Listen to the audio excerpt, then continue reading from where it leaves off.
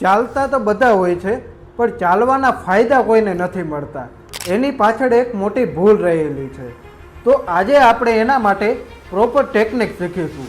Technique છે brisk walking.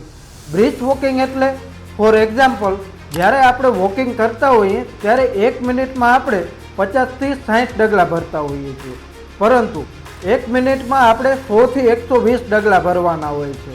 એના માટે તમારે શરૂઆતમાં સ્લો ચાલવાનું છે અને પછી ફાસ્ટ, અને ફરી પાછું સ્લો ચાલીને વોકિંગ પૂરું કરવાનું છે.